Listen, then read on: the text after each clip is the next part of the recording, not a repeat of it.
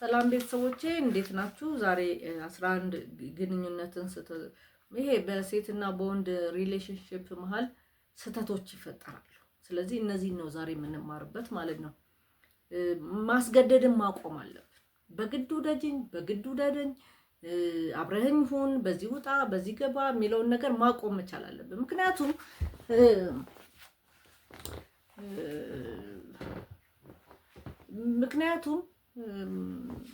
በቃ ካልወደደች አልወደደችም አትቀበልህም ማለት ነው።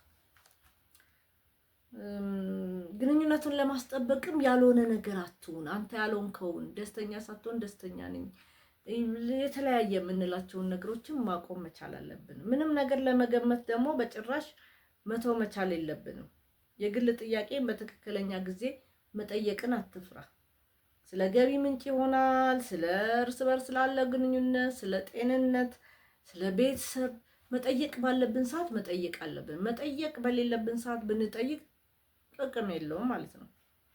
ከቤተሰብ ጋር ደግሞ አለመግባባት ሲፈጠር በፍጹም ወገንተኛ አይሆኑ። ብዙ ጊዜ መርጦ አልቃሽ የሚባል ነገር አለ።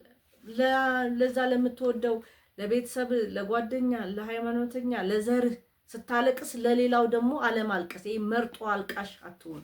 ቤተሰብ ላይ ጸብ ከተፈጠረ እኩል ትክክለኛ ራሽናል ሆነህ ነው ልታግዝም ይሁን ልታገላግልም ልታስታርቅም የሚገባ ማለት ነው።